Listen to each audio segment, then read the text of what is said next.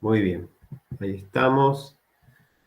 Hoy nos convoca la segunda clase de esta unidad 3 de arquitectura del conjunto de instrucciones que habíamos empezado a compartir la semana pasada, y la idea, como les había dicho la otra vez, era profundizar en la mayoría de los conceptos que vimos la vez pasada y tratar de anclarlos a algunos casos concretos del mercado, algunas cosas que anden dando vuelta por ahí, y poder hacer esa interpretación o ese linkeo entre los conceptos que vimos y lo que hay dando vueltas por ahí para que lo puedan fijar, ¿no?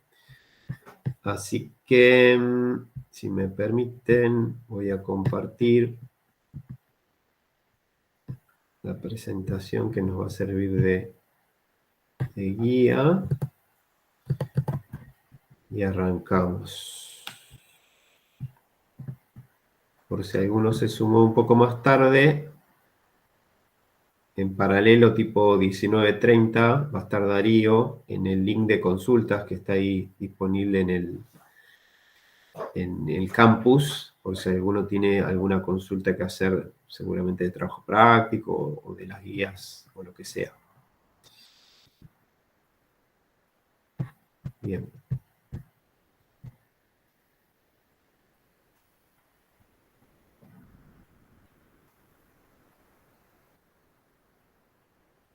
Ahí estamos. Bueno, vamos a arrancar con esto y a modo de guía tenemos la misma lista que habíamos compartido la vez pasada relacionada a atributos o componentes de lo que llamamos una arquitectura de programación o una ISA en su sigla en inglés, ¿no? Recordando un poco, habíamos hablado que el concepto de arquitectura se refería a todos esos atributos o características que son visibles al programador, y acá, hablando de programador, nos referíamos a un programador de bajo nivel, o sea, un programador que use, por ejemplo, un lenguaje de programación assembler para acceder a los lineamientos, digamos, de esa máquina, ¿no? Entonces, la arquitectura guiaba o daba información relacionada con todas esas características que son visibles al programador y que afectan de alguna manera el funcionamiento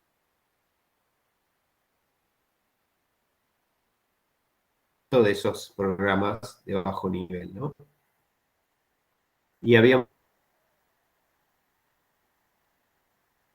una especificación de cada una de esas instrucciones u operaciones, los registros de uso general, los tipos de datos que nativamente una arquitectura puede gestionar, los modos de direccionamiento, los formatos de instrucción y todo lo que es la memoria de la máquina, ¿no? Y hoy vamos a hacer, entonces, un doble clic o un zoom en cada uno de ellos, ¿no?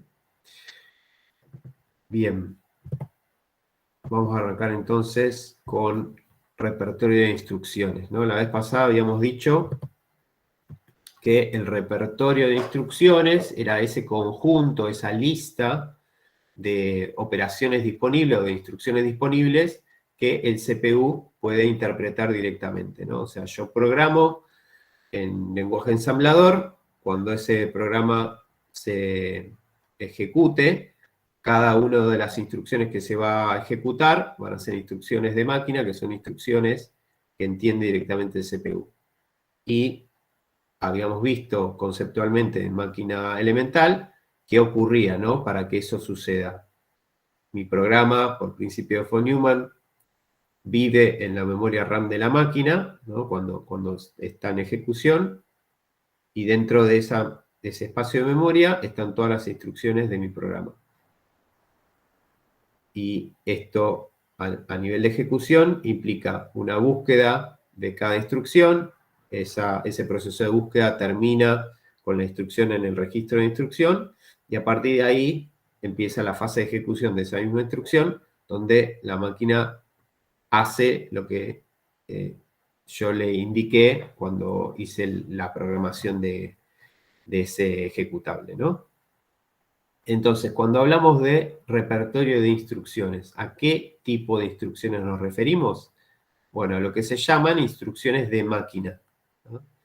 O, si quieren también, hablamos del lenguaje de máquina, ¿no? ¿Qué es el lenguaje de máquina o qué son las instrucciones de máquina? Son justamente las instrucciones que una a una residen en el RI, ¿no? O sea, cada instrucción que el CPU va a ejecutar, que momentáneamente vive en el RI, es una instrucción de máquina. Y una instrucción de máquina, en general, y también lo vimos en algunos de los manuales que hoy también vamos a repasar, tiene como componentes un código de operación y una serie de operandos, ¿no? Ese es en el genérico. ¿Se acuerdan que en Abacus teníamos el código de operación y un campito solo que era el operando, que era una dirección de memoria? En Super Abacus habíamos visto que podía haber un registro de primer operando y el segundo operando estaba armado por dos campos, un campo de registro de uso general y un offset o desplazamiento, ¿no? Bueno, esos serían los que terminan siendo los operandos de las instrucciones de máquina. Esas instrucciones de máquina están normalmente publicadas por los fabricantes en lo que se llama un repertorio o un conjunto o una lista de instrucciones, ¿no? Por eso ahí dice definición de repertorio de instrucciones, es básicamente eso, es la lista de instrucciones que, que componen las operaciones que puede ejecutar un determinado CPU, ¿no? O sea, una determinada arquitectura. Y en general esa lista de instrucciones viene categorizada, ¿no? Y acá hay una distribución más bien genérica de cuáles serían esas categorías en las que comúnmente los fabricantes les dejan disponibles esas instrucciones, ¿no? En general van a ver que una agrupación habla de instrucciones aritméticas y lógicas, y acá lo que se refiere es a todo lo que son las instrucciones de suma, resta, multiplicación y división, que acá lo que ven escrito es como una, si quieren, una abreviatura o una referencia, que no necesariamente es el nombre en sí de la instrucción, pero sí que les da una idea de qué es lo que hace. Y en general van a ver que las arquitecturas tienen al menos dos grandes aritméticas, la de punto fijo con signo y la de punto flotante, que en general ya todas las máquinas usan el estándar IEEE 754, que es el que vieron en la unidad 1. En algunos casos puntuales, algunas máquinas también permiten operaciones en otras aritméticas, como por ejemplo la aritmética decimal, ¿no? Que sería como tener instrucciones de máquina que les permiten hacer sumas, restas, multiplicaciones, divisiones con empaquetados, por ejemplo, ¿no? O BCD.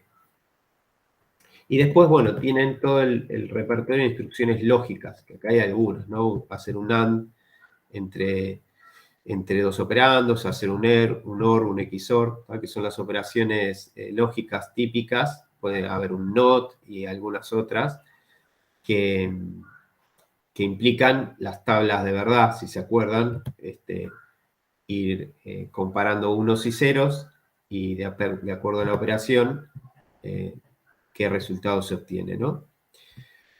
Después, otro gran mundo de instrucciones es el de lo que se llaman de movimiento de datos, ¿no? Que acá está simplificado en tres grandes ejes, que es la load y la store, que conceptualmente la vieron, de hecho en Abacus, ¿no? Una instrucción que permite cargar algo, en el caso de Abacus era en el acumulador, en el caso de todas estas arquitecturas, la carga ocurre en un registro general, ¿no? ¿Se acuerdan de los registros, como por ejemplo los que están disponibles en Abacus, en Super Abacus? Bueno, una instrucción de carga lo que va a hacer es tomar un dato de la memoria y dejarlo en ese operando de registro, ¿no? Y la operación store es la inversa, es la que almacena el contenido de un registro en un área específica de memoria, ¿no? Y después está todo el mundo o el subconjunto de operaciones relacionadas con movimiento de datos, ¿no? Que acá movimientos, pónganlo entre comillas, porque lo que normalmente ocurre es una copia de datos de memoria. O sea, no es que conceptualmente la palabra move nos podría hacer interpretar, ¿no? Que es que de algún lado de la memoria el contenido que figura ahí sale y va a otro lado y ese lugar queda vacío. Bueno, no es así como funciona, sino que lo que ocurre es una copia de datos, ¿no? ¿Por qué le pusieron move? La verdad que no lo sé. Intuitivamente le hubiese puesto copy, pero bueno, todas las arquitecturas hablan de move.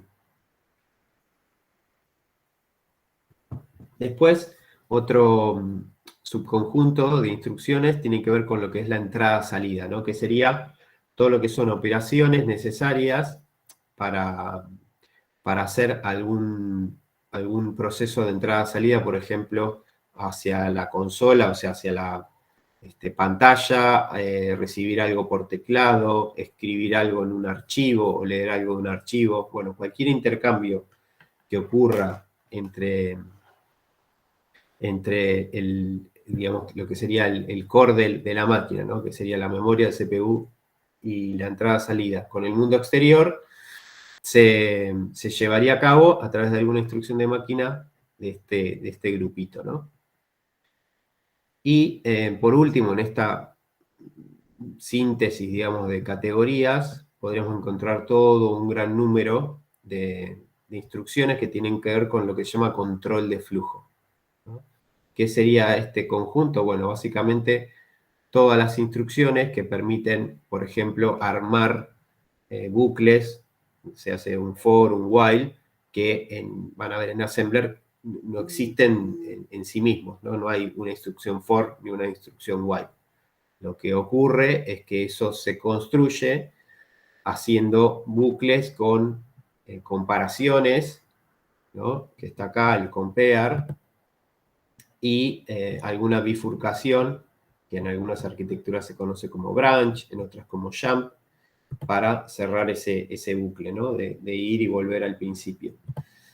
Y después algunas instrucciones que pueden estar presentes para hacer alguna invocación, alguna subrutina, ¿no? Que en algunas arquitecturas o en algunos lenguajes ensamblador están disponibles, ¿no? Hacer una llamada a una determinada posición de memoria y volver desde donde me invocaron, ¿no? Y eso considerarse como una subrutina o una función que yo puedo invocar varias veces de distintos lugares de mi programa, ¿no? Eso, si quieren, es el genérico de lo que es el repertorio de instrucciones. Lo que podemos ir haciendo es repasando sobre algunos de los manuales que vimos la vez pasada y anclar esto, ¿no? Para que vean cómo cada fabricante les propone esa agrupación, ¿no? Vamos a ver algunos ejemplos, así ven cómo se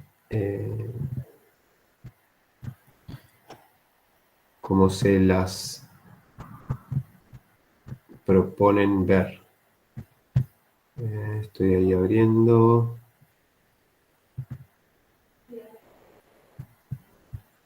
Hasta las instrucciones sueltas.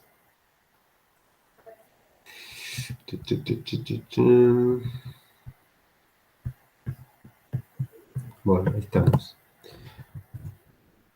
Voy a compartirles los manualcitos y vamos a ir viendo esto. Así lo asociamos a algo más terrenal. Yo acá tengo abierto de nuevo el manual de la arquitectura ARM de 32 bits, que era el versión 7, los manuales de Intel de 64 y 32, y manualcito del principio de operaciones de IBM. Y acá, por ejemplo, tienen, miren, IBM en su manual de principios de operaciones tiene capítulos en donde les va agrupando las instrucciones. ¿Ven? Miren, instrucciones generales, ¿no? Y acá hace como una agrupación en general. A ver, esperen un cachitín. Tengo un llamado, ¿eh? Bánquenme un minutito.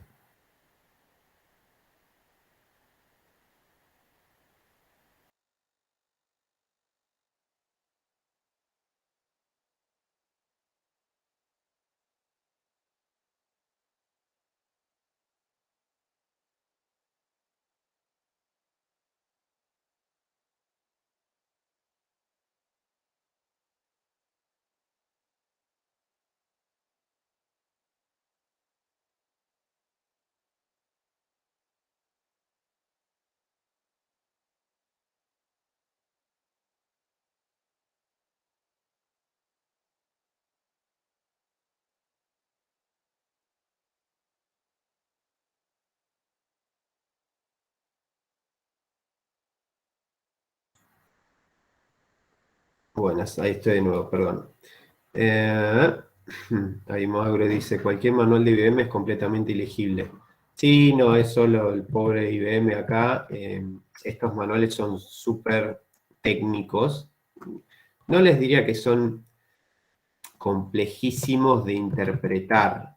Digamos, uno puede, dentro de todo, rápidamente entender conceptualmente qué es lo que tratan de transmitirles, porque están ordenadas en capítulos, digamos, intuitivamente uno puede encontrar las cosas. Obviamente que el contenido es súper técnico, ya lo vimos la vez pasada, y digamos, no es para cualquiera, ¿no? O sea, no es un libro de cuentos para entretenerse a la noche. Es muy técnico, ¿no?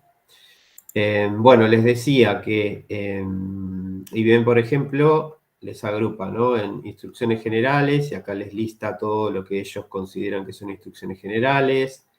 Después habla de instrucciones decimales, esto que yo les decía de que en algunas arquitecturas pueden operar directamente con aritmética decimal, ¿no? Este es el caso justamente de esta arquitectura de mainframe que dispone de instrucciones de suma de números en empaquetado, ¿no? Acá tienen el add decimal, el divide decimal, el multiply decimal, en fin, el subtract decimal. Son todas instrucciones aritméticas de empaquetados. Acá tienen la parte de punto flotante, instrucciones de control. Bueno, en cada una de estas que están acá son instrucciones de máquina. ¿Okay? El nombre de la instrucción, entendible en inglés, y después si le dan clic acá, van a tener el mnemónico. ¿Ven acá? Esa sigla, esas letras serían el mnemónico de move page. ¿No? Y bueno, después acá tienen, como habíamos visto la vez pasada, el contenido de cómo opera esta instrucción, ¿no? Qué es lo que hace, ¿no? Dice el primer operando es reemplazado por el segundo operando, bueno, y les va explicando en base a qué funciona, ¿no? Y acá tienen la sintaxis de cómo se escribiría esta instrucción, es decir, ponen el mnemónico y después acá los operandos son dos registros, ven que dicen R1 y R2, significa que esta instrucción en particular hay que armarla con dos operandos que solamente pueden ser registros. Y acá lo que les muestra es el formato de la instrucción. Que ven que acá tiene la referencia al número de bits de 0 a 31 y les dice, bueno, el código de operación, que son estos dos primeros bytes, es este que está acá, B254, después hay un espacio que no se usa en esta instrucción, en este formato, y después habrá 4 bits para el registro 1 y 4 bits para el registro 2. ¿Por qué 4 bits? Porque, bueno, en esta arquitectura se manejan hasta 16 registros de uso general. ¿Ok? Por eso el tamaño del campo. ¿Me siguen hasta ahí? ¿Vamos bien? Todo bien. Sí. Bueno, esto mismo que vimos recién en esta arquitectura se replica en el resto, ¿no? Acá tengo lo de Intel y en este caso, en este manual, se acuerdan que acá eran 2 volúmenes, ¿no? El volumen 2 tiene el detalle de las instrucciones, acá están por orden alfabético directamente. Tienen, ven, de la A a la M y de la N hasta la Z. Acá están por orden alfabético. Y acá en este otro tiene alguna agrupación, ¿ven? Este es como el resumen del conjunto de instrucciones y acá dice, por ejemplo, todas estas son de uso general o de propósito general, ¿ven? Y ahí están todas listadas. Acá tienen, ven que voy a hacer un zoom. ¿Ven? Acá tienen las instrucciones de aritmética binaria. Acá tienen la instrucción de suma, la suma con acarreo, la resta con digamos, sería con el acarreo pero al revés, la multiplicación con signo, multiplicación sin signo, etcétera, etcétera. ¿Okay? Acá también van a ver que existe la posibilidad de hacer alguna aritmética decimal, ¿no? En fin. Y así tienen todas las agrupaciones, ¿no? Acá tienen todo lo que es el mundo del punto flotante, FPU es Floating Point Unit, ¿no? Que es la forma en que históricamente se le hizo referencia a ese subconjunto, digamos, de operación del CPU dedicado al punto flotante, ¿no? X87 por la referencia de que en los viejos procesadores Intel 8286, 386, no me acuerdo si ya después seguía así, pero en esas primeras versiones de procesadores el procesamiento de punto flotante venía en un chip separado.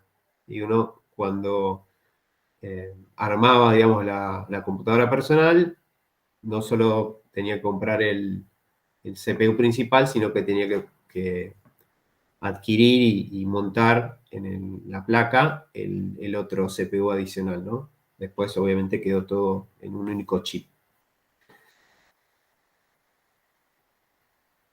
Dice Guido a pensar que hoy hay un Pentium 2 que no te abre ni el Chrome. Bien. Y después van a ver este tipo de cosas, ¿no? Acá habla de MMX Instructions.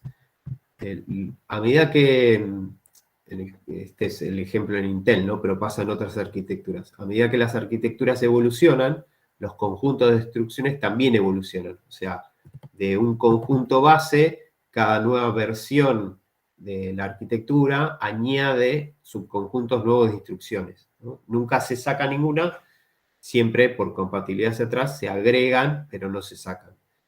En el caso de Intel, ya hace unos cuantos años, creo que esto fue a fines de los 90, incorporó una serie de instrucciones dedicadas como a la multimedia, ¿no? Para poder trabajar con todo ese contenido que en esa época tuvo su boom, ¿no? El CD-ROM y todo lo visual, que hasta ese momento era impensado por capacidades de las PC. Bueno, ahí se fueron añadiendo este subconjunto de instrucciones que son específicas para eso, ¿no? Para manejos de datos relacionados con ese tipo de aplicaciones, ¿no?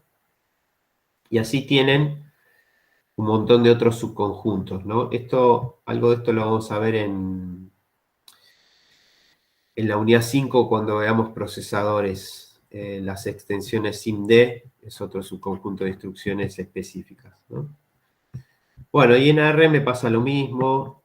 también tienen el conjunto de instrucciones acá explicado en general, y después tienen, por ejemplo, no sé, instrucciones para procesamiento de datos, donde les va diciendo todas las instrucciones que incluye esa agrupación, en este caso instrucciones lógicas, por ejemplo.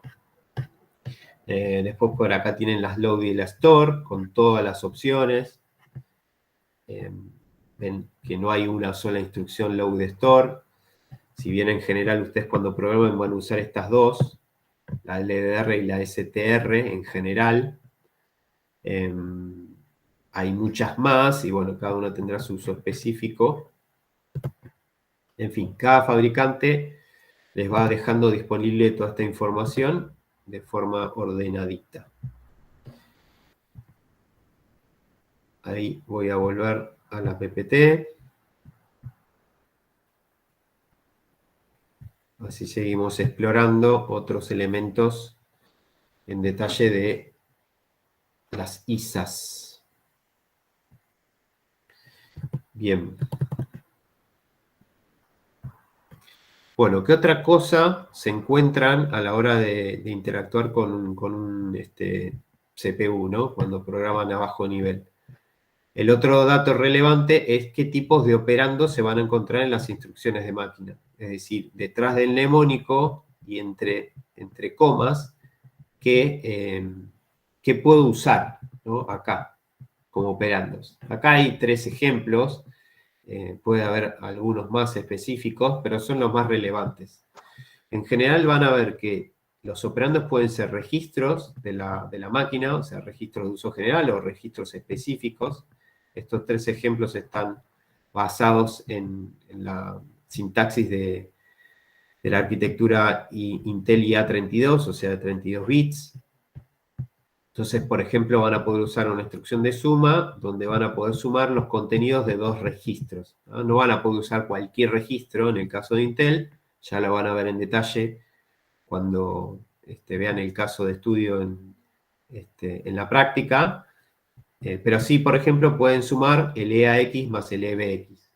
Si se acuerdan, el E significaba extendido y sería el registro de 32 bits A y el registro de 32 bits B, ¿no?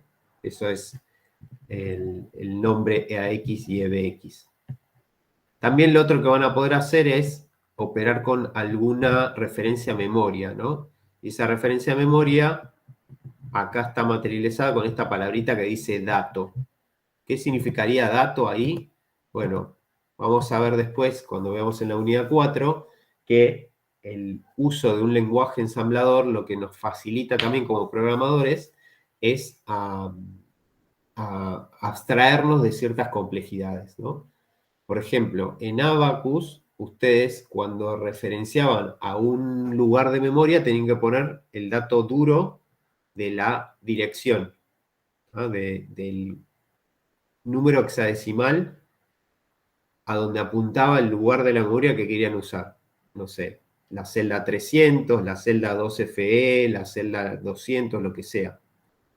Eso obviamente, a la hora de programar, es mucho más complicado cuando tienen que hacer cosas un poco más grandes o más difíciles que, no sé, recorrer una lista como hicieron en Abacus, ¿no? Entonces, cuando vean la programación en Assembler, van a ver que en vez de escribir datos duros de direcciones de memoria, pueden usar abstracciones como lo que se llaman los rótulos, ¿no? Este nombrecito dato es un rótulo. ¿Para qué sirve el rótulo? Para que ustedes no tengan que escribir direcciones de memoria. Escriben un nombre que obviamente está asociado a algún área de memoria, o sea, después tendrán que decir dato, ¿qué es? ¿No? Dato, por ejemplo, es un espacio de 2 bytes. Pero en la instrucción escriben la palabrita dato, ¿no? Y eso hace referencia a un operando en memoria, ¿no? Esto, háganse la idea que es un lugar en la memoria de la máquina y lo que quieren hacer es copiar el contenido de ese lugar al registro EAX, ¿no? En Intel siempre usan la instrucción MOV para todo. esto en realidad conceptualmente es un load, ¿no? O sea, están queriendo cargarle a un registro un contenido. Bueno, en Intel se usa MOP para todo. En ARM van a ver que existe la load, la LDR que la vimos recién, y en este caso de querer trasladar un dato de memoria a un registro, usarían la LDR, ¿no? Y el tercer ejemplo es de trabajar con un operando inmediato, ¿no? Estos ejemplos los vimos en el caso de Super Abacus. Bueno, acá los ven en una arquitectura real, ¿no? En este caso, la posibilidad de escribir como un operando un valor inmediato, ¿no? Un valor inmediato en general es un número, también puede ser alguna expresión alfabética o alfanumérica si quieren, pero en este caso es un número y en Intel el número se escribe así como está. El número 5 sin ningún prefijo ni nada, ¿ok? En otras arquitecturas van a ver que se puede poner el signo igual o alguna otra cosa. ¿Y esto qué significa? Que le copian al registro de X el valor 5. El 5 está en decimal escrito, ¿no? Bueno, en hexadecimal sería el mismo valor, ¿no? En este caso. Bien, hasta acá. ¿Vamos bien? ¿Van siguiendo? Sí, Vamos todo bien, bien. vamos bien. Sí, sí. Bueno. ¿Qué más podemos ver acá? Bueno, relacionado con el mundo de los operandos o de esto de qué tipo de acciones en general las instrucciones de máquina permiten operar, existe una clasificación que permite asociar la esencia, digamos, de una arquitectura de CPU con el tipo de instrucciones de máquina con el que puede operar, ¿no? Y esa clasificación va un poco por esta agrupación, ¿no?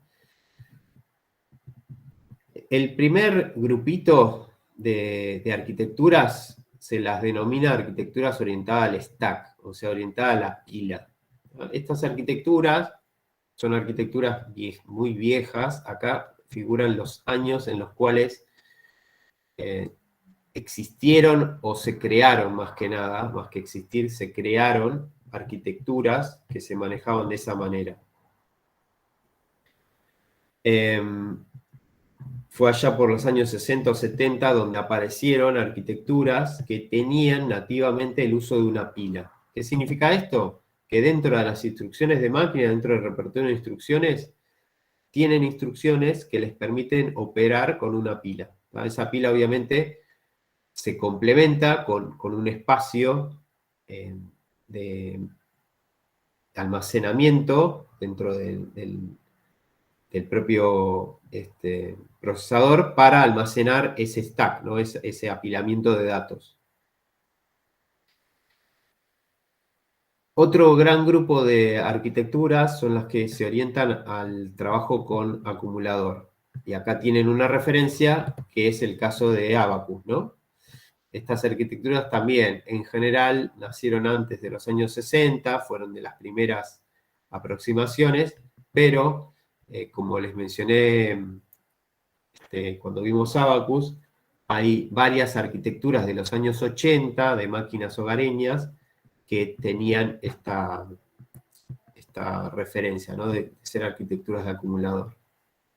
Y después vienen estas tres agrupaciones, que son, si quieren, lo que hoy es más común que perdure en arquitecturas reales, que es una conjunción de instrucciones registro-memoria, ¿no?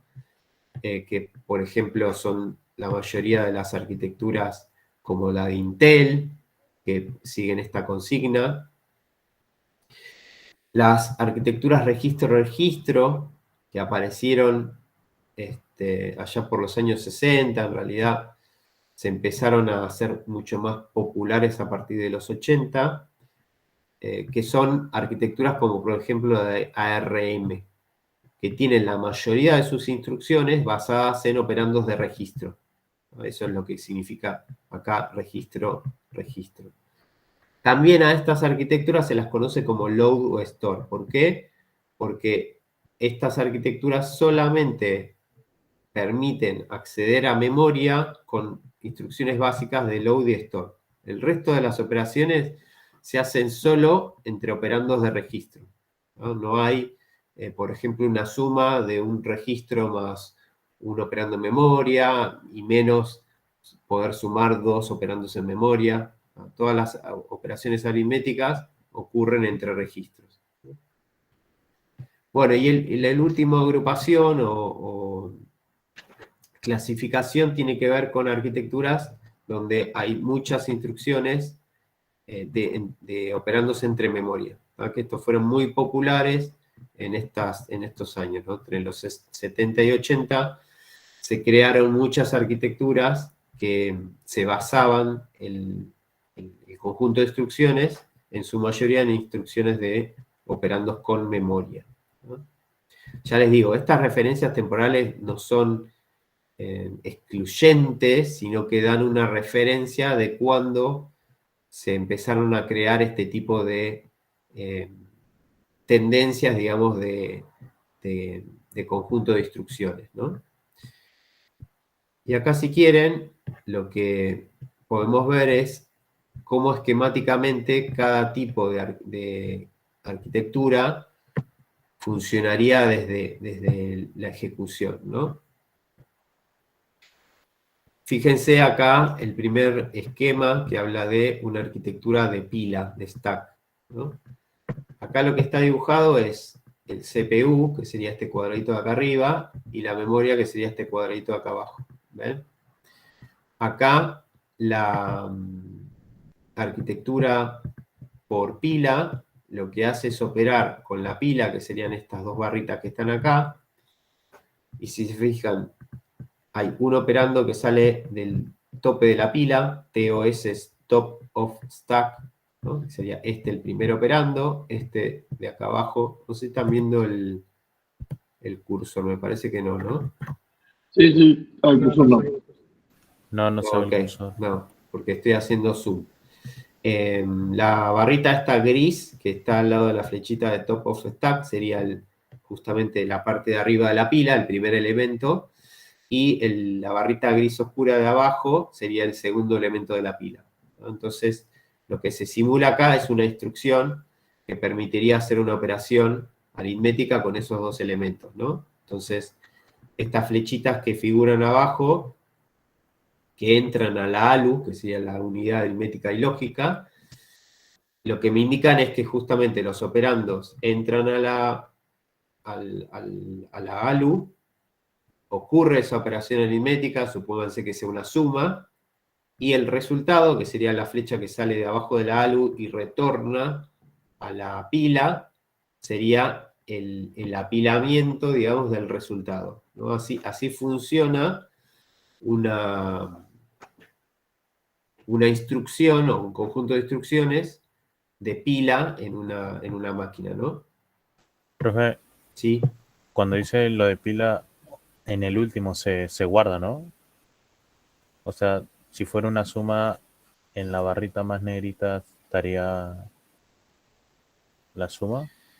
Sí, el dibujo este, no sé si está bien representado, porque en general cuando apilás por encima de la pila. Esto debería estar, salvo que, bueno, no, porque la rayita del top of stack está arriba. En general el resultado, cuando vean, se apila, o sea, va por encima de los operandos, y vos desapilás ese resultado como primer elemento de la pila.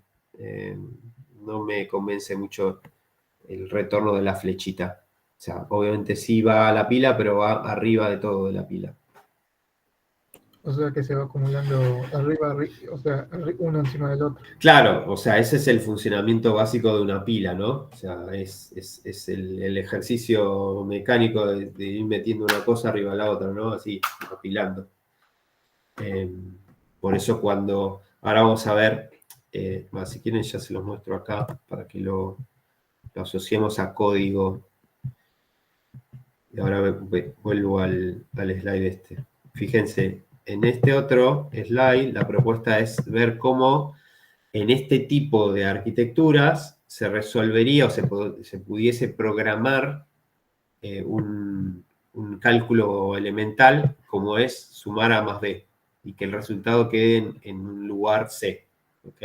Entendiendo a A, B y a C como elementos de la memoria de la máquina, ¿ok? O sea, yo quiero sumar estos tres elementos en una arquitectura de pila. Entonces, ¿qué haría? ¿Cuáles serían mis instrucciones? Van a ver que en Intel tienen esta facilidad. Intel implementa una pila. ¿Por qué? Porque es una arquitectura de fines de los 70 y como estamos sobre una arquitectura que se concibió como una familia de procesadores, Intel mantiene el concepto de pila, ¿no? Por más que hoy en día quizás no tenga sentido crear una arquitectura de cero con una pila, bueno, por herencia queda. Y van a ver que las instrucciones de máquina que Intel les proponen son estas que están acá. Entonces, lo primero que hacen es un push, ¿no? Un push es apilar, si quieren. ¿Qué apilan? El operando A. Es decir, push A significaría sacar el elemento A de la memoria y ponerlo como elemento, supónganse que la pila está vacía, como primer elemento de la pila. Push B significaría sacar el elemento B de la memoria y apilarlo como segundo elemento de la pila. La instrucción add, fíjense que no tiene operandos. ¿Ven? Que no dice nada al lado, dice add solo. Bueno, como está en el contexto de la operación de la pila, la instrucción add, sin operandos, lo que hace es implícitamente tomar los dos últimos elementos de la pila. El top of stack, que sería B, y el otro que apilaron, que sería A, ¿no? Ese add deja como resultado la suma de A más B. ¿Y dónde lo deja? Arriba de toda la pila. Por eso le digo que ese dibujito no me convencía. Y por último, tiene una instrucción de pop, que sería desapilar. ¿Qué significa esto? ¿Qué hace el pop? Saca del top of stack de la pila y lo almacena, sería como un store si quieren, dentro del área de memoria llamada C. ¿Ok? ¿Se entendió ahí el funcionamiento? Tengo una pequeña consultita. Sí. Decir, por ejemplo, cuando dice push A y después push B, estaría como diciendo, ordenándole, apilame lo que está en el registro A y después apilame lo que está en el registro B. No son registros, por eso les hacía la aclaración al principio. A y B, entiéndanlos acá como dos áreas de memoria donde tengo almacenados los valores, ¿no? Supónganse que son binarios con signo, porque los quiero sumar. Bueno, A es una referencia a un área de memoria donde tengo un binario. B es otra referencia y C es la tercera donde quiero dejar el resultado. No son registros. Como si en Abacus estuviera poniendo, por ejemplo, la instrucción y la dirección de memoria directamente. Sí, como si fuese, no sé, la celda 200, la 201 y C es la 202. Perfecto, listo. Muchas gracias. De nada, Ignacio.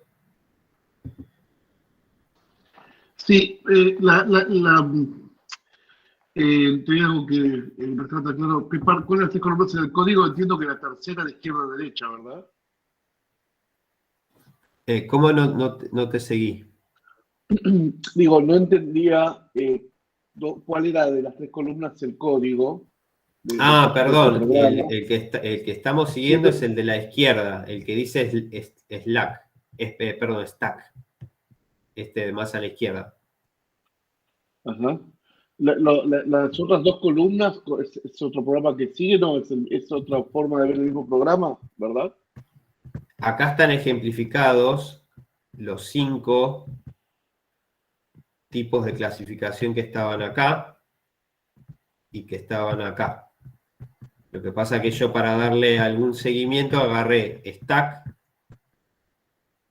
lo mostré acá y ahora lo muestro acá. Después vamos a volver y vamos a ver acumulador y vamos a ver esta columna. Después vamos a ver esta otra y esta otra.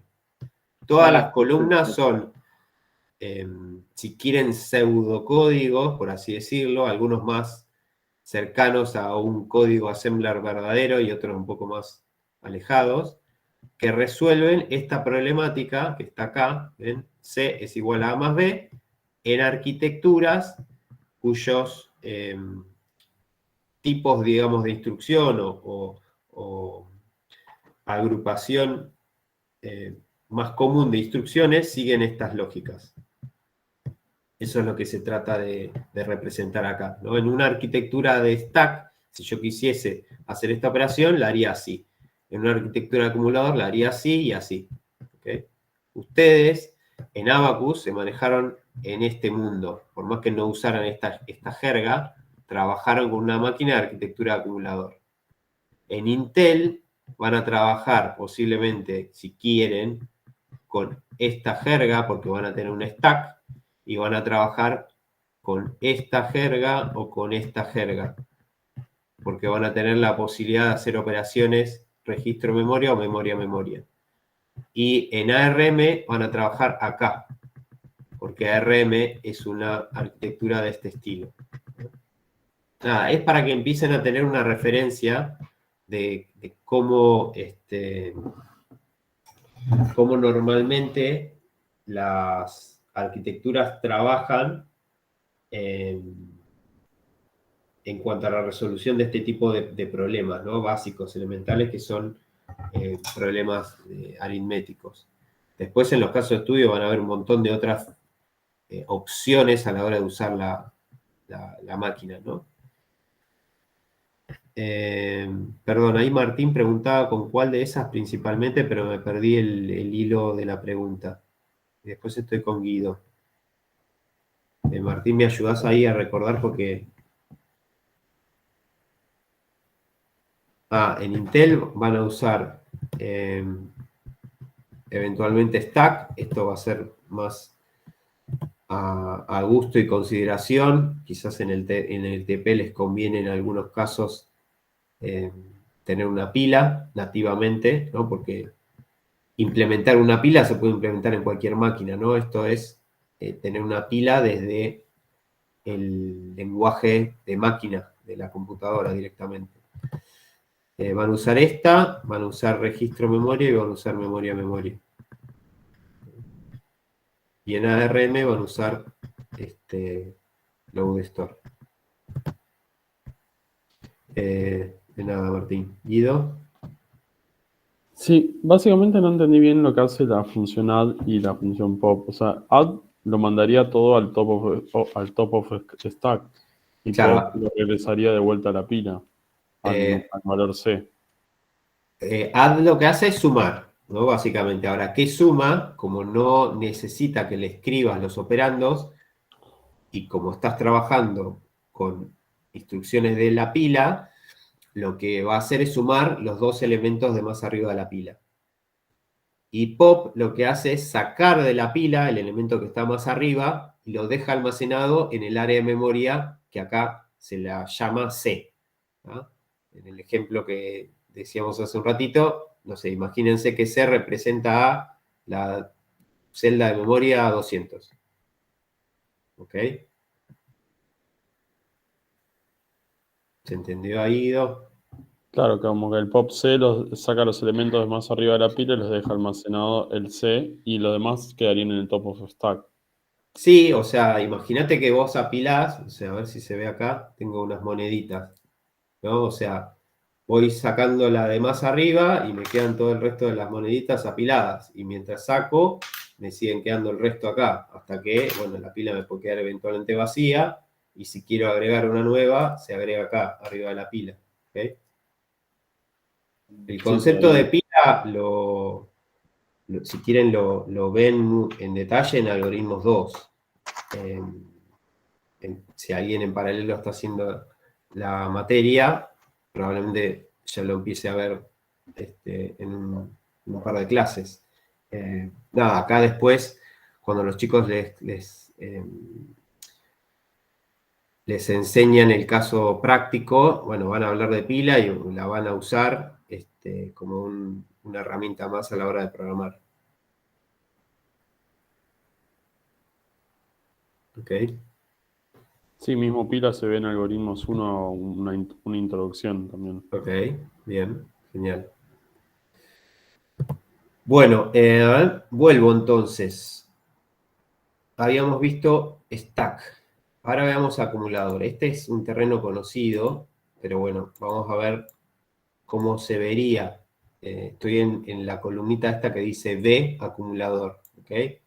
Acá lo que tienen es la memoria de la máquina, que sería el cuadradito de abajo, donde tienen una fila en gris. Esa fila en gris sería la referencia de una celda de memoria que tiene un dato. ¿Ok?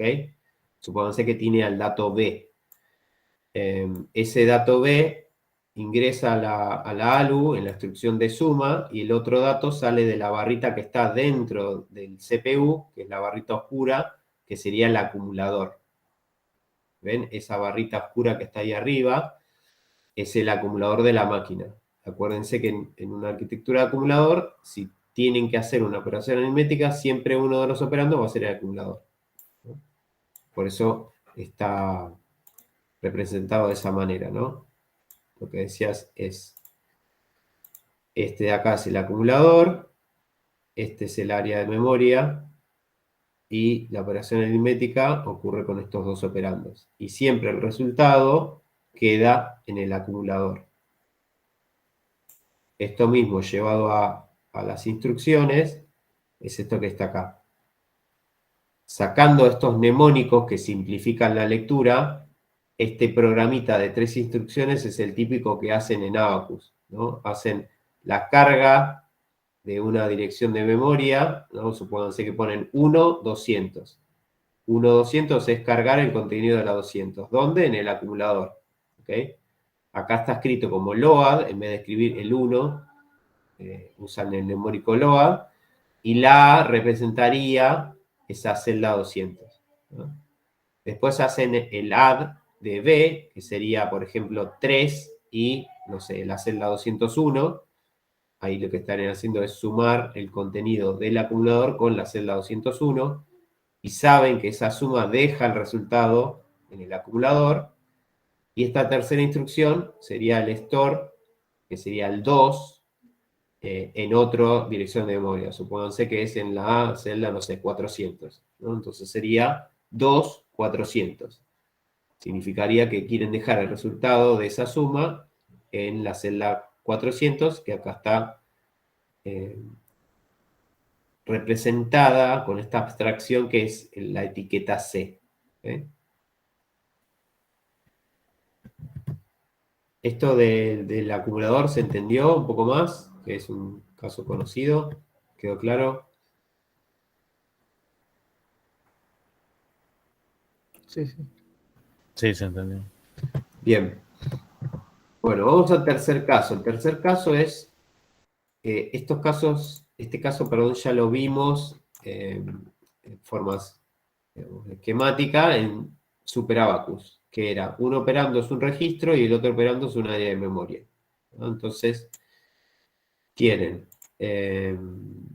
voy a hacerlo sin zoom, así puedo señalar con el puntero. Fíjense, tienen un operando de memoria que está acá. El otro operando de memoria es un registro. Estos 3 filitas que están acá serían registros de la máquina. ¿Ok? El registro, perdón, el registro que interviene en la operación de suma se adiciona con el contenido de la memoria que viene por acá y sube, y el resultado queda en el propio registro del primer operando. Acá vamos a ver que el ejemplo usa 3 operandos. Por eso es que hay un operando que es en la barrita gris clarita, y el resultado queda en otro registro, que es la barrita gris oscura o negra. ¿Okay? ¿Por qué? Porque en este ejemplo usaron 3 operandos, ¿no? Puede ser que, por ejemplo, en Intel tengan solo 2, y el resultado pisa el mismo registro que usaron como primer operando. ¿Okay? Entonces pisaría la barrita celeste, gris clarita, ¿no? Fíjense, acá está el código que representa esa suma, ¿no? La primera instrucción es una load, o sea, cargan el contenido de la dirección de memoria A en un registro, acá ejemplificado como registro 1.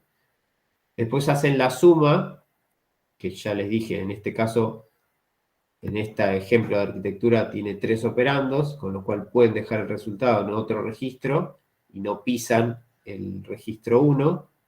¿Ah? Entonces tendrían el operando A sería el registro 1, el operando B es este que está acá en memoria, y el resultado queda en este registro, que es el tercer operando de la instrucción. Y la última, fíjense que hacen el store, ¿no? O sea, dejan el resultado que estaba en el registro 3 en el área de memoria C, ¿no? O sea, profe, en el primero hace una, o sea, guarda lo que está en A en el registro 1 Sí, y luego cuando hace la suma hace R1 más B y lo guarda en el registro 3, ¿no? exacto, sí, sí. Tal cual. Bien, el cuarto caso son estas arquitecturas registro-registro, ¿ok? Que sería este ejemplo que está acá. Fíjense que en este ejemplo la memoria no interviene, ¿no? Es parecido al stack, que no intervenía en la instrucción de máquina, ¿ven? Está acá, pero no hay ninguna barrita pintada. ¿Qué sucede acá? Lo que interviene son solo registros del CPU, ¿ok? Registros de uso general. Y en este caso también van a ver que usamos 3 operandos. Por eso están pintadas las 3 barritas de 3 colores o intensidades de grises.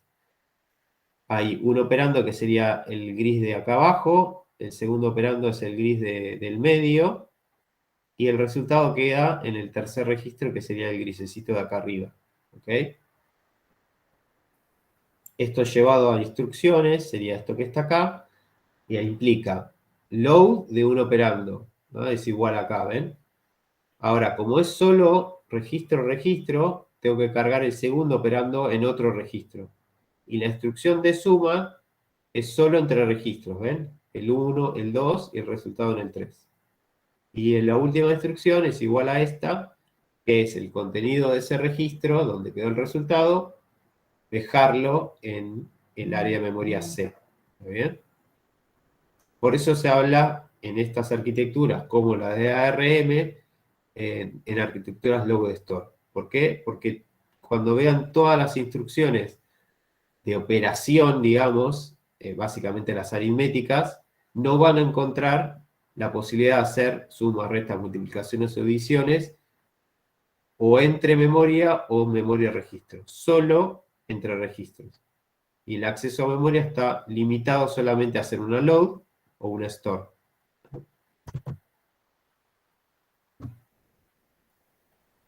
Lucas decía, uno de los operandos lo perdés siempre. En estos casos justamente no. En este ejemplo de 3 operandos en la suma, registro memoria, no perdés nada, porque tenés el registro 3 donde queda el resultado y el 1 te queda sin modificar, ¿no? Y en este ejemplo también, el R1 y el R2 quedan sin modificar y el R3 te sirve para guardar el resultado. Solamente, claro, en este no, porque fíjate que A queda en R1, B quedó en B, porque justamente el registro de memoria te permite que un operando sea la referencia a memoria. Y R3 es el resultado, con lo cual acá no perdés nada. Ok. Ya te digo, en general, Lucas, les va a pasar en Intel, no tienen 3, tienen solo 2. Entonces ahí sí vas a perder, si querés, uno de los operandos. En este ejemplo justo no. Bien, y nos queda solo el último caso, que va a ser el menos común si quieren. Al menos en ARM no existe, y en Intel, bueno, puede ser que en algunos casos lo puedan llegar a usar, que es trabajar con 2 operandos en memoria. Si se fijan, los registros de la máquina que están acá arriba no intervienen para nada, y lo que intervienen son los operandos en memoria, ¿tá? En este ejemplo hay 2 operandos, son estas barritas gris de distinta intensidad, ingresan a la unidad aritmética y lógica, y el resultado vuelve a almacenarse en la memoria, ¿ok? Y acá sí, en este ejemplo, van a perder, si quieren, uno de los operandos. Fíjense, normalmente para copiar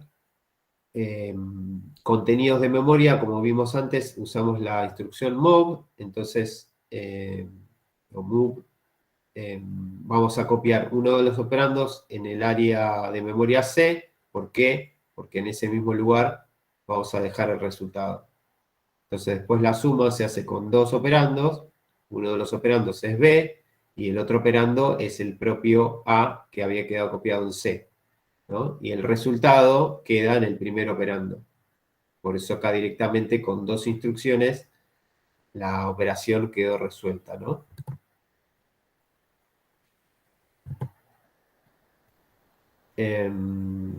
Bien.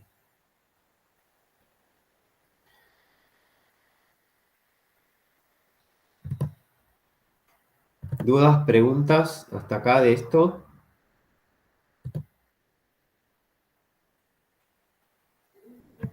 Todo bien. Bien. Tranquilos si empiezan a desesperarse un poco con todo esto, porque lo van a ir viendo con detalle y paso a paso en cada caso de estudio, ¿ok? Pero está bueno que empiecen a tener estos conceptos vistos e incorporados así a la hora de anclarlo en un caso concreto, como Intel o ARM, bueno, se les hace más fácil el abordaje, ¿ok? Bien, otra forma de agrupar las arquitecturas, o sea, siempre hablando de la clasificación de las ISA, es entendiendo cuántas direcciones o cuántos operandos intervienen en la ejecución de una instrucción, ¿no? Y básicamente hay cuatro clasificaciones, digamos, ¿no?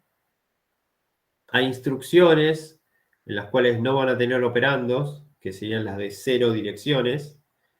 Ejemplo, este ejemplo que vimos de la pila.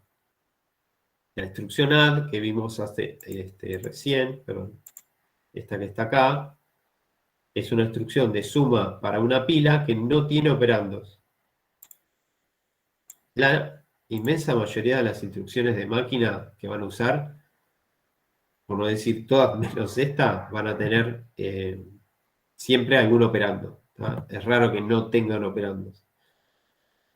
En este caso, los operandos claramente están implícitos, ¿ok? O sea, si no hay operandos, significa que la máquina sabe con qué operar, si no, no tendría sentido, ¿no? Ahí Ignacio dice pop. Pop requiere que le digas en dónde querés que deje el resultado de la extracción de la pila. Por eso sí tiene un operando. No sería un ejemplo de 0 operandos. Hay pocos, no hay muchos. De hecho, en Abacus, por ejemplo, tienen un operando, pero siempre está presente. Por más que en algunos casos sabían que estaba ya implícito, ¿no? Por ejemplo, la instrucción NOT. La instrucción NOT, el campito de operando en realidad no les servía para nada, porque sabían que el NOT lo hacían contra el acumulador, ¿no? O sea, si tuviesen que escribir un lenguaje ensamblador de Abacus y usaran la instrucción NOT, escribían simplemente NOT, porque no tiene operandos. Porque saben que el NOT, la máquina lo ejecuta contra el acumulador. Nada, sería ese tipo de ejemplos. En arquitecturas reales, bueno, es más raro que no tengan que poner operandos. Este sería un ejemplo que sí lo van a ver cuando vean Intel. Después aparecen arquitecturas de una dirección, o sea, de un operando. Y este justamente es el caso de una arquitectura de acumulador. Todas las instrucciones tienen un operando y no más de uno, porque el otro siempre es el acumulador. Lo que tienen escrito acá a la derecha es digamos, como si fuese el pseudocódigo de cómo opera una instrucción de este estilo, ¿no? O sea, en el caso este es la suma del top of stack más el próximo elemento de la pila y el resultado se apila en el top of stack. ¿Ven? Y acá es el contenido del acumulador más el contenido de la memoria, representada por esta abstracción de A, se adicionan y el resultado queda en el acumulador. Así es como opera esta instrucción. Y solamente tiene un operando que es este, el A, que es la memoria. En este caso, como son implícitos, el top of stack y el next no aparecen acá, no tengo que escribir nada, porque la forma de funcionamiento de la pila en esa máquina hace que sea innecesario tener que escribirlo. Y después tienen el inmenso mundo de instrucciones de dos direcciones o dos operandos, que pueden ser combinaciones, ¿no? Puede ser un operando que sea registro y el otro memoria, los dos registros, los dos memoria, en el que se van a manejar básicamente en Intel y en algunos casos, si quieren, en ARM. Y acá hay un ejemplo, ¿no? De una suma de un registro más un área de memoria, ¿no? Son dos direcciones o dos operandos, ¿no? Y el último caso es de tres operandos o tres direcciones, ¿no? Que ahí pueden tener o todos registros o si quieren alguna combinación, como vieron acá, ¿no? Que serían dos registros y un área de memoria. No es muy común esto. En general van a ver que si tienen tres direcciones, en general tienen tres registros. Acá es donde normalmente van a manejarse en ARM. ¿Ok? Entonces esta es otra forma de ver en forma genérica las arquitecturas desde el punto de vista de las instrucciones que manejan, ¿no? En general. Ningún operando, uno, dos o tres operandos. Es raro que haya más. Hay excepciones, ¿no? Hay instrucciones que pueden tener más de tres operandos, pero no es lo más normal, lo más común.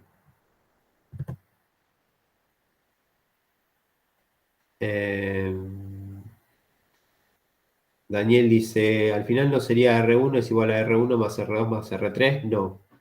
Cuando vos tenés tres operandos, la instrucción suma estos dos, el R2 y el R3, y el R1 es donde queda el resultado. Pero no es uno de los operandos que intervienen en la suma, sino que solamente se especifica para guardar el resultado. De nuevo, esto es en líneas generales como van a ver que operan las instrucciones.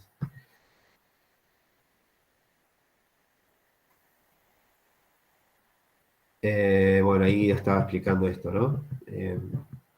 Es una suma aritmética ahí, es sumar R2 más R3 y el resultado queda en R1, ¿no? Sería C es igual a más B, pero con registros. Bien. Bueno, ¿qué más? Ya saliendo un poco del repertorio de instrucciones, el otro componente o elemento que vimos que estaba presente en una ISA es cómo se presentan esos formatos de instrucciones o ese formato de instrucción, ¿no? Y normalmente este concepto de formato de instrucción también lo van a poder encontrar en la bibliografía bajo el nombre de encoding. Es cómo se codifica o cómo se especifica cada uno de los bits que forman parte del formato de instrucción, ¿no? Acuérdense que cuando la instrucción de máquina queda anclado en el array, ahí quedan guardaditos una serie de bits, ¿no? Supónganse, no sé, en una arquitectura ARM de 32 bits, que sabemos que todas las instrucciones miden 32 bits, bueno, en el RI va a haber en cada momento una serie de bits, 32 en total, que la máquina o el CPU va a tener que interpretar qué es lo que yo le pido, ¿no? Bueno, y cómo sabe qué hay ahí adentro, esos 32 bits, de qué manera los interpreta. Bueno, los interpreta sabiendo cuál es el formato que tienen esos 32 bits, ¿no? ¿Y cómo se materializa el formato? Es básicamente subdividir esos bits en grupitos, que serían como campos que componen ese formato de instrucción, ¿no? Acá les da una definición teórica, si quieren, ¿no? De lo que es un formato de instrucción, o qué es lo que hace, define el despliegue de los bits que componen la instrucción, ¿no? Les dice cada partecita a qué referencia, ¿no? En general, esos bits que componen una instrucción de máquina van a ser parte del código de operación, los operandos, y por eso acá dice de 0 a n, porque van a tener instrucciones que no tienen ningún operando, y después van a encontrar otros componentes en la instrucción. A veces hay referencias al modo de direccionamiento de cada operando, como van a ver en Intel. A veces hay flags, son marquitas que son necesarias para que el CPU entienda específicamente cómo resolver esa operación, ¿no?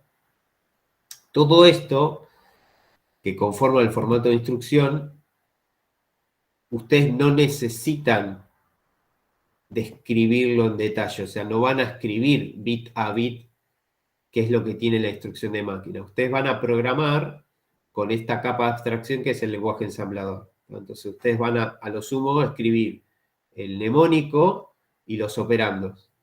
¿Y quién va a hacer esa traducción, digamos, de eso que escribieron al formato de instrucción en lenguaje de máquina? Eso lo va a hacer el ensamblador, ¿no?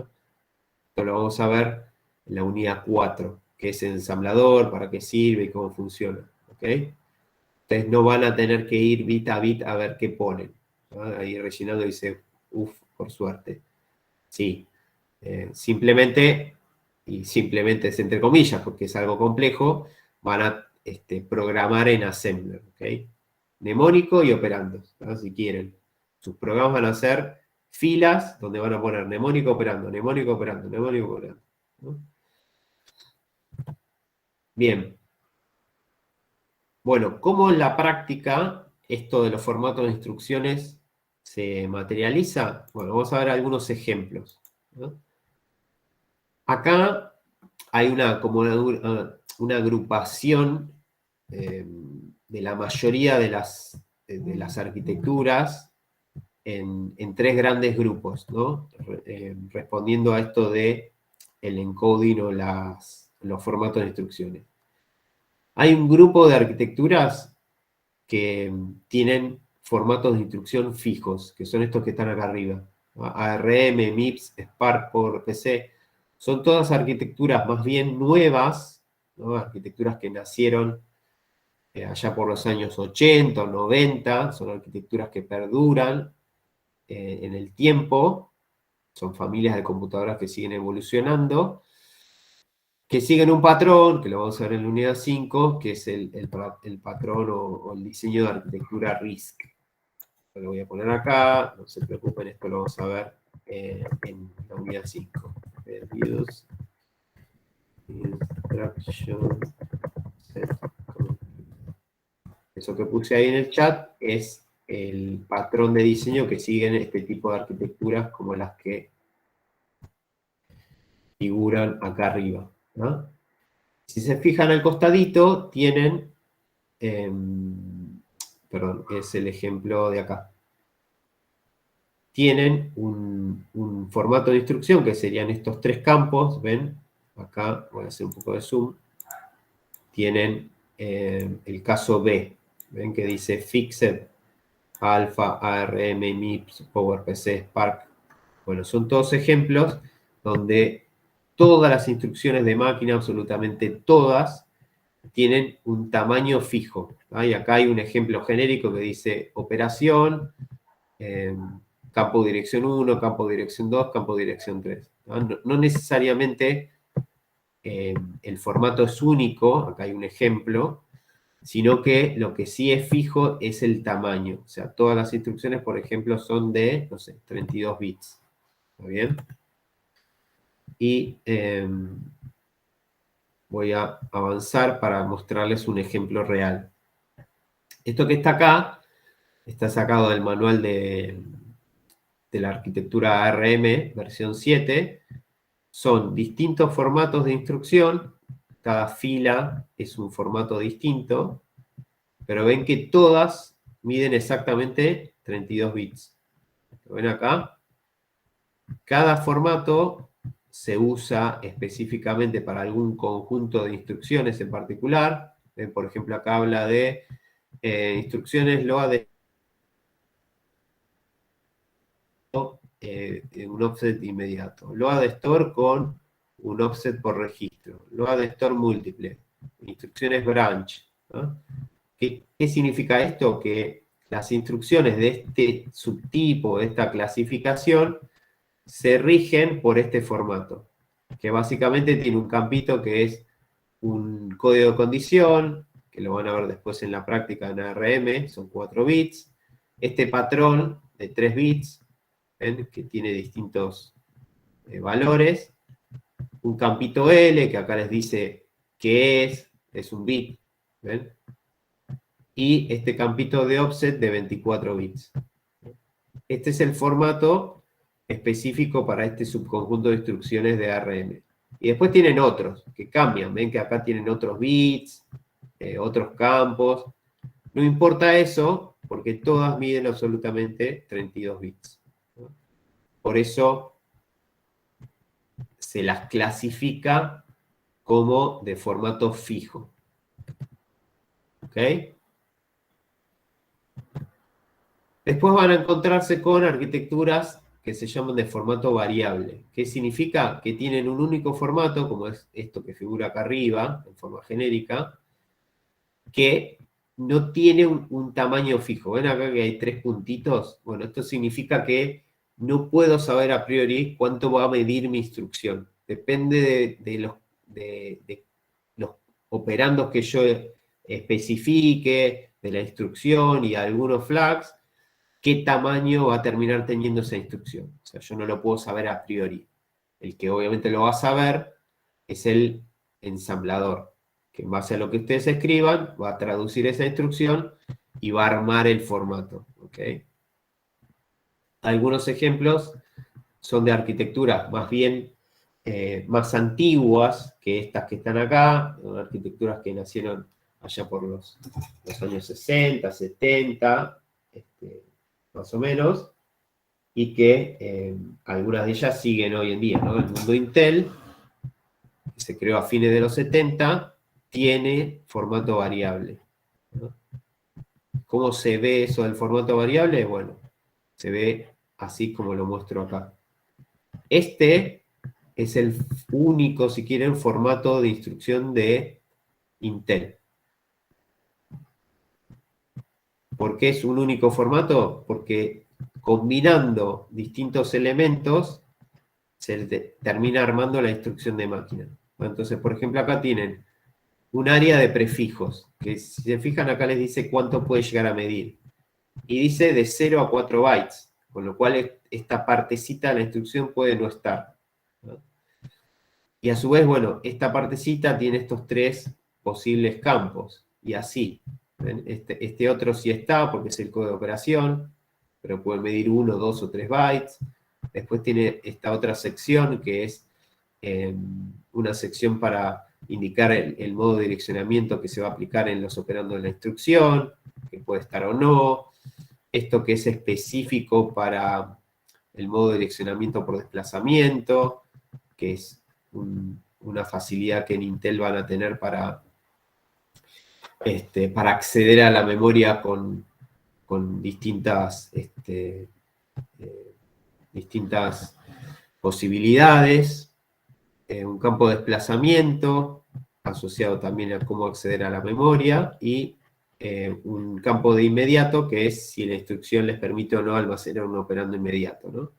Entonces, todo este cóctel de opciones, el ensamblador, en base a lo que ustedes codifiquen en Assembler, lo traduce en estos distintos campos y termina armando la instrucción de máquina, ¿no? Que puede ser, no sé, tan grande como 2 bytes, perdón, tan chica como 2 bytes, o tan grande como 8 o 10 bytes, ¿no?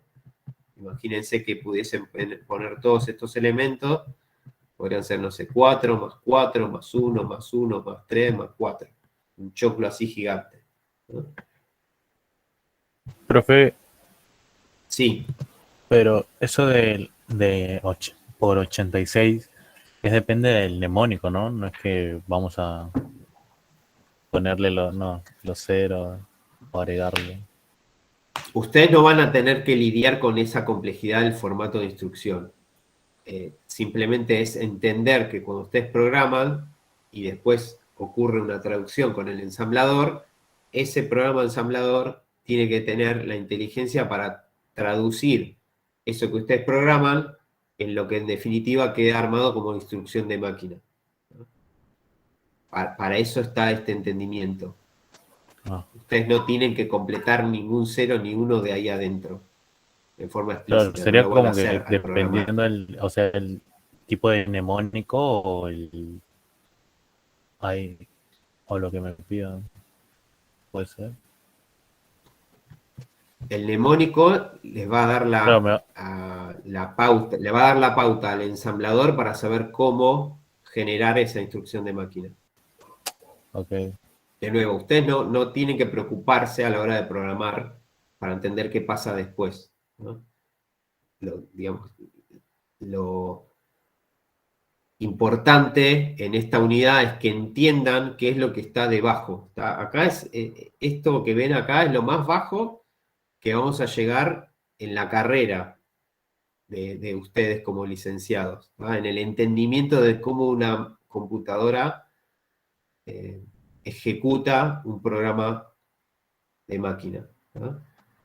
Cuando ustedes programan en C, el compilador de C genera código de máquina, es decir, genera estos ceros y unos en las instrucciones de máquina.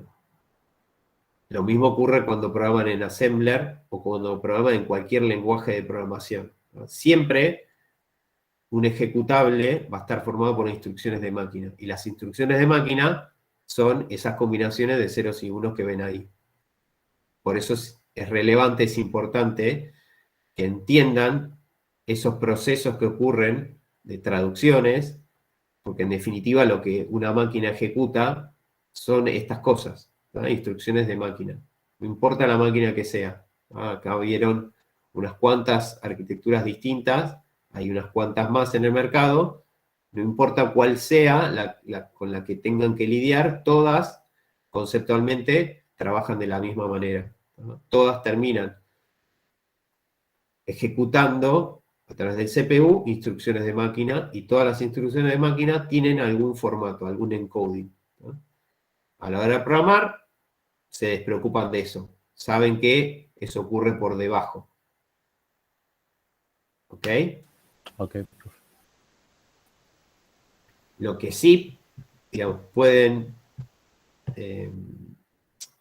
asociar, que igual todo esto ya les digo, lo vamos a ver después en la unidad 4 y ahí vamos a hacer una traducción y van a poder un poco más lo que escriben el lenguaje ensamblador con lo que termina escrito en el código de máquina.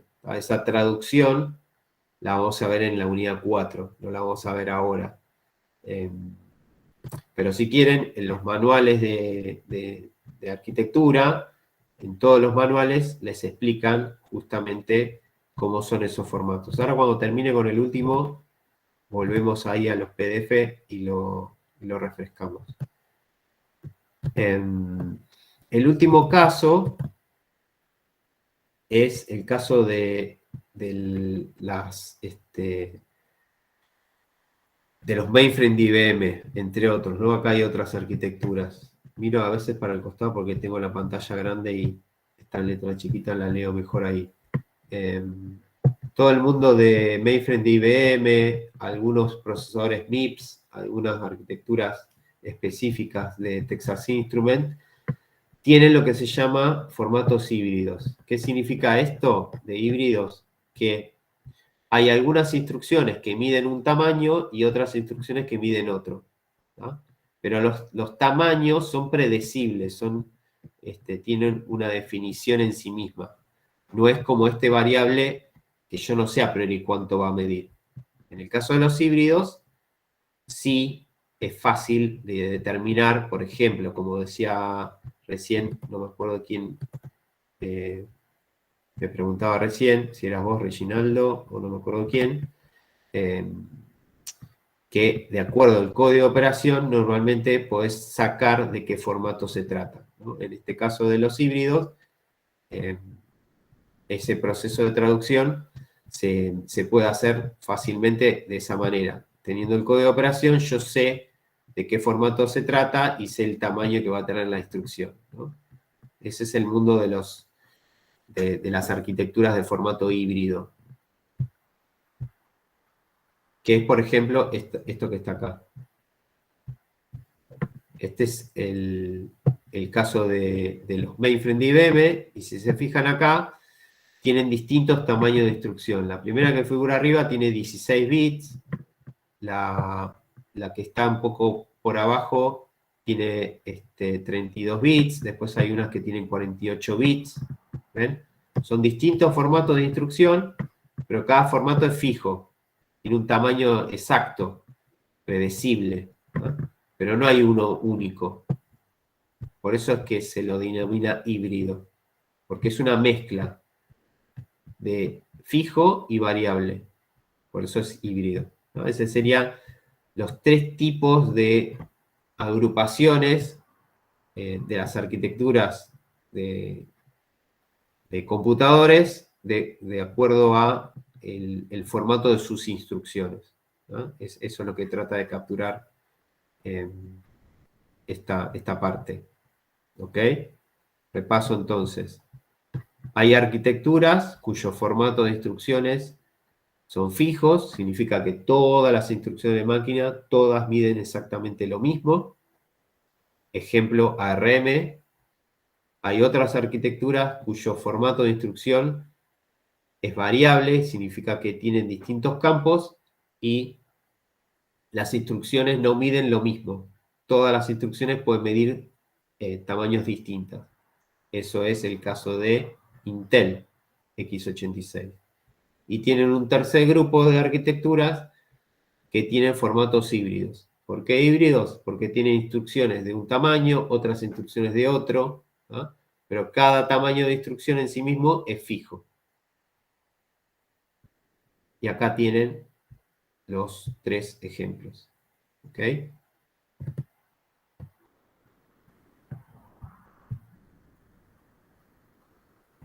Esto mismo lo podemos ver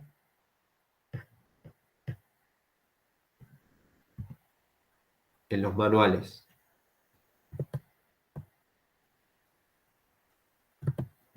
Entonces, si por ejemplo abren el manual de Intel,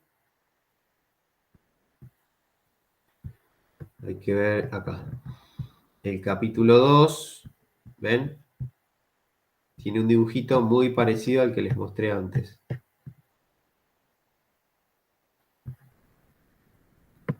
¿Lo ven acá? este dibujito de acá,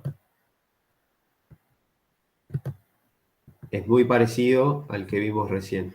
Este es el formato de instrucción único de Intel. ¿Okay? Y lo mismo pueden ver en ARM. En ARM normalmente lo tienen especificado por cada instrucción. A ver.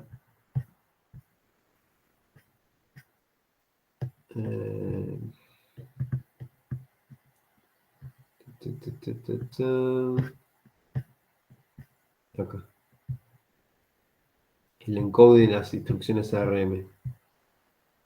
¿Ven? Acá empieza toda la explicación de cómo se codifica, pero todos tienen exactamente 32 bits. Y acá les explica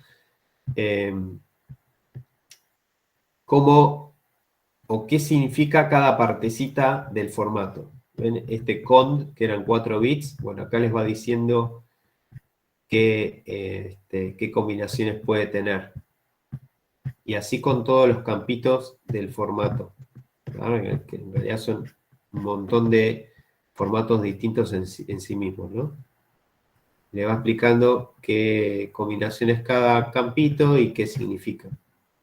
¿Ven? Y acá les va diciendo en qué tipo de instrucciones se usa cada campito. De nuevo, esto simplemente es, en el caso de ustedes, informativo. Si eventualmente tuviesen que hacer algún tipo de visualización de cómo les quedó codificada una instrucción de máquina, bueno, podrían ver, que eso lo vamos a mostrar en la unidad 4, podrían ver cómo les queda cada uno de los bits almacenado, ¿no? En la memoria, sabiendo cómo se hizo esa traducción. De acuerdo a la instrucción, podrían saber qué tipo de traducción se hizo y cómo les quedarían guardaditos cada uno de los bits de la instrucción, ¿no? Como decían por ahí, de acuerdo al código de operación, que es uno de los campos, en este caso el OP1, pueden saber qué tipo de codificación aplica. Y este es el caso del mainframe, que pasa lo mismo. Ven, acá tienen el ejemplo de la codificación. Esta instrucción de máquina se codifica en 32 bits y estos son los campitos que la componen. En el caso de mainframe, cada formato tiene un nombrecito, un nombre propio. No todos hacen eso, IBM le puso nombre propio a los formatos, ¿no? Entonces acá este formato se llama RRE. Y por acá adelante...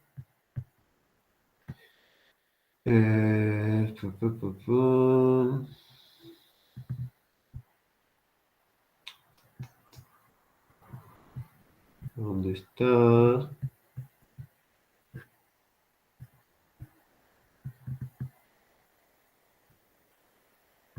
Instrucciones, acá. Formato de instrucciones. Bueno, acá IBM les va explicando, ven todos los formatos. Cada uno de estos que están acá es un formato distinto. Tiene un montón la arquitectura de mainframe, ¿no? Y van variando, 32 bits, 48 bits, 16 bits. Y cada uno les explica qué campitos tiene, ¿no? Entonces, podrían eventualmente saber si usan tal instrucción, a qué formato de referencia y qué campitos se llenan en cada caso, ¿no? Bien. Volvamos un poco a la presentación.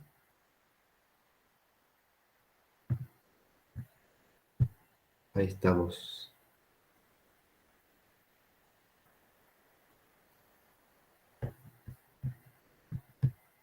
Bueno, repasando un poco, haciendo un raconto de lo que vimos. Arrancamos revisando qué eran todos estos atributos de la ISA. Y fuimos haciendo un zoom en cada uno. hablamos de repertorio de instrucciones, hablamos de la definición de la operación de cada una, vimos los registros, vimos los formatos de instrucciones y nos queda ver los tipos de datos, los modos de direccionamiento y el mundo de la memoria. Esto es lo que ya vimos.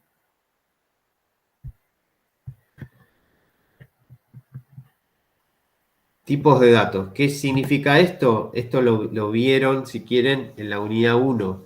¿Ok?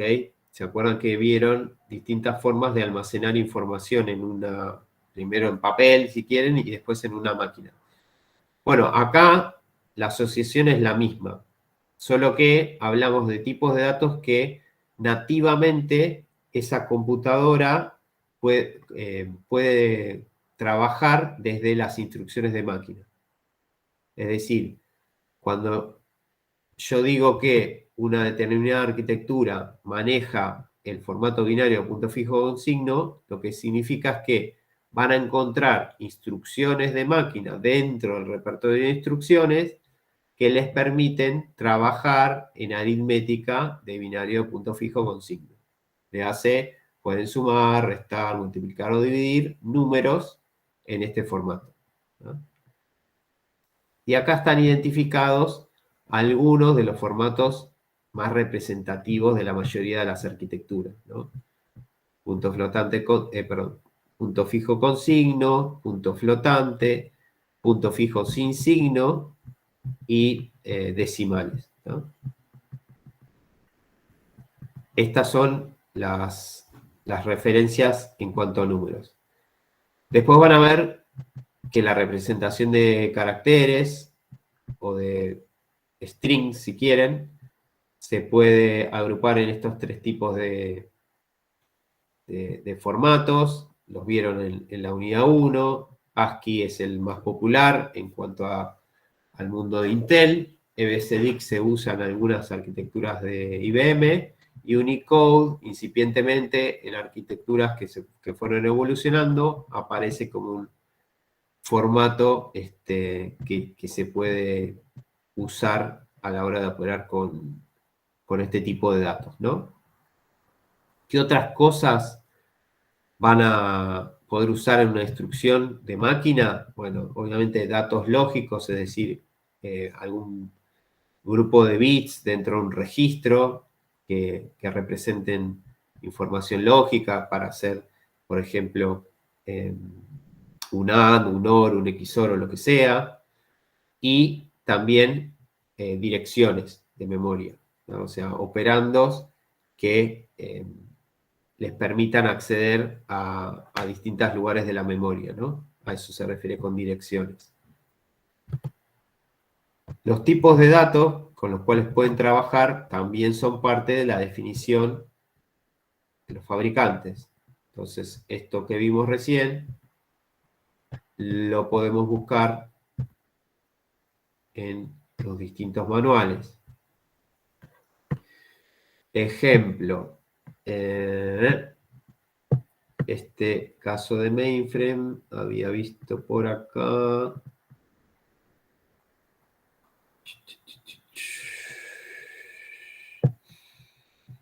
Bueno, acá por ejemplo les explica cómo son los números, ¿ven? Los decimales empaquetados, los dígitos decimales y el signo. Esto lo vieron en la unidad 1. Y acá justamente les explica cómo se almacena un dato empaquetado en la memoria de esta máquina, ¿no? Bueno, acá les explica el mundo del punto flotante y también les va a decir cómo operan los puntos flotantes. En el caso de mainframe, por herencia hay dos tipos de punto flotante. Un punto flotante no IEEE y un punto flotante IEEE. Como es una arquitectura que nace allá por el año 64, obviamente el estándar no existía y entonces el fabricante le creó un formato de punto flotante, si quiere, propietario, y después evolucionó a partir de fines de los 80, agregando el formato y triple E. ¿Está bien? Entonces acá, en cada partecita del manual, les va a explicar cómo se codifica ese tipo de datos y cómo funciona, y eventualmente qué instrucciones tienen disponibles para trabajar, ¿no? Lo mismo podemos ver en el caso de ARM y en el caso de Intel. Depende del fabricante cómo se los hace, se los acerca, ¿no? En el manualcito. Acá, creo que está acá. Bueno, ven acá, por ejemplo, ARM les explica, ¿ven? Los tipos de datos de punto flotante y la aritmética.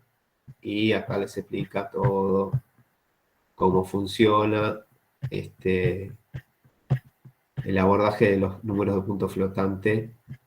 ¿Ven? El signo, el exponente en exceso, la mantisa, ¿no? Todo lo mismo que vieron en la unidad 1, lo ven acá materializado y explicado en cada arquitectura, ¿no? ¿Por qué? Porque justamente cada máquina entiende en forma nativa a estos formatos de almacenamiento. ¿Ok? Y en el caso de Intel, acá tienen los tipos de datos. ¿Ven? Tipos de datos fundamentales. Esto lo habíamos visto la vez pasada. Está el formato byte, el Word, el doble Word, el quadruple Word y el doble quadruple Word. Y después tienen el resto, ¿no? Tipos de datos numéricos. Acá están los enteros con signo, los enteros sin signo. ¿Ven? Les explica todo con lujo de detalle qué es cada uno, todos los formatos flotantes que maneja, de media precisión, de simple, de doble. ¿No? Incorpora un tipo de dato que le llama pointer, porque vamos a ver después que hay algunas instrucciones que permiten referenciar a otras áreas de memoria con un offset, que es lo que está acá. Y a eso Intel le llama tipo de dato puntero. Puntero cercano y puntero lejano. Nada, todo esto lo van a volver a ver, o en realidad lo van a ver con detalle de ser necesario en el caso práctico, ¿no? Para entender cómo todo esto funciona. Pero bueno, en fin, ahí tienen desde la teoría a cómo cada fabricante se los deja explícito cada una de estas partecitas, ¿no?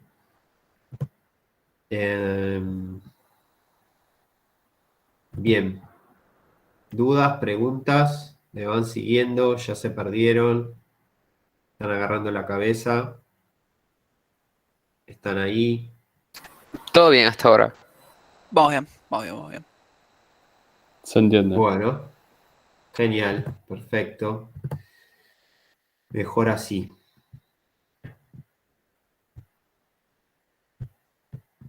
Bien. Vuelvo a la presentación.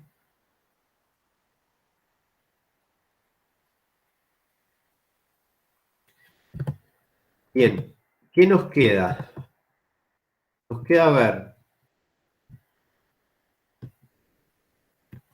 modos de direccionamiento, que es todo un tema en sí mismo. Es un solo slide, pero hay mucho para comentar acá de cómo se accede a los operandos. Eso significa los modos de direccionamiento. Y el tema de memoria. Y por último, una partecita más que es control de flujo, que es cómo se suele manejar desde el punto de vista de la programación a bajo nivel, esto del control de flujo, que es básicamente cómo evaluar una condición lógica en un programa y cómo tomar una decisión y bifurcar, ¿no? Esto de la ruptura de secuencia de von Neumann. Si les parece, para no abrumar nuestras cabecillas, ya que son casi las 9, podemos hacer un intervalo y seguir con esto que nos queda. ¿Estamos ok? Ahí ya Carolina dice porfa. Yo tengo i53. Si les parece, volvemos 21 y 10. ¿Ok? Dale. Muy bien. Paro la grabación y nos vemos en un rato.